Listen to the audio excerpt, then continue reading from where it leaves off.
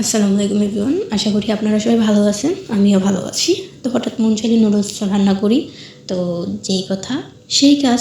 তো এখানে কিছু কিছু উপকরণ নিলাম, যেমন মরিচ, তারপরে টমেটো, পেঁয়াজ, তারপরে মাঝারি সাইজের একটি আলু, তারপরে অর্ধেক একটা শসা।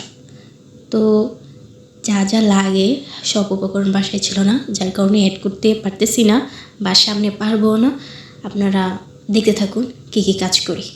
প্রথমে 2-3টা পেঁয়াজ কুচি কুচি করে কেটে নিলাম, তারপর মরিচ, আলু, টমেটো, শসা এগুলো কেটে নিলাম, তারপর পিস পিস করা আলুগুলো ফুটন্ত পানিতে দিয়ে দিলাম। তো ফুটন্ত পানিতে নুডলসটা ঢেলে দিলাম, তারপরে একটু নিয়ে নাড়াচাড়া করলাম যেন তাড়াতাড়ি হয়, কারণ একটু সময় লাগবে।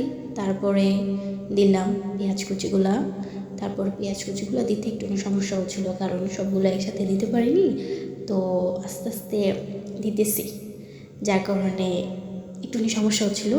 তারপরে দিয়ে দিলাম 1 চিমটির পরিমাণ লবণ, কারণ লবণ না দিলে দেখা যায় কি অনেক সময় ভালো লাগে না, যার কারণে একটু লবণ অ্যাড করলাম। অনেকে লবণটা স্কিপ করে, সবাই তো আর লবণ খাওয়া পছন্দ করে না, আমিও পছন্দ করি না, তবে দিলাম আর কি। তারপরে দিলাম মরিচ, কারণ মরিচ না দিলে তো আরও ভালো লাগবে না। মরিচটা আমার এতটা পছন্দ না, তবে জাল না হলে তো আর ভালো লাগে না। তারপরে দিয়ে দিলাম টমেটো কুচি। টমেটো কুচি দিয়ে দিলে কী হয়, আসলে মজা হয় অনেক। টমেটো তো আসলে সব তরকারির মধ্যে দিলে কি মজা হয়, যার কারণে টমেটো দিয়ে একটু নাড়াচাড়া করলাম।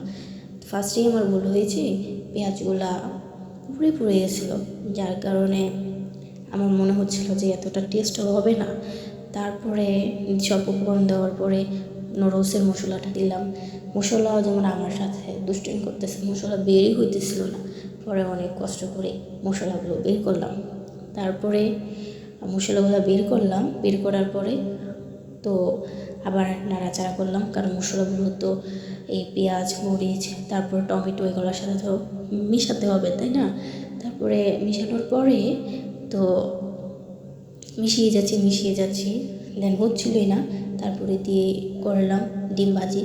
ফার্স্টে মনে হয়েছিল না ডিম যে আছে, ওরা হঠাৎ করে ডিমটা চোখে পড়লো, দেন ডিম ভাজি করতে আসলাম। তো ফার্স্টে আমি ডিমটা অ্যাড করলাম না, কারণ মনে ছিল না। ফার্স্টে ডিমটা অ্যাড করলে আর একটু ভালো হতো, তো আমার তো মনে ছিল না, যার কারণে অ্যাড করতে পারিনি।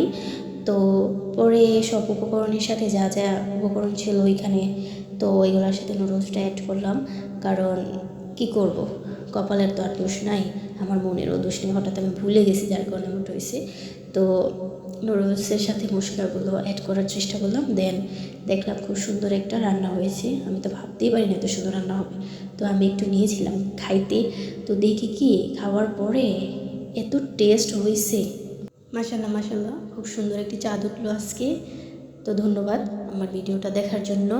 আপনারা কমেন্টে জানাবেন আমার ব্লগটি কেমন হয়েছে।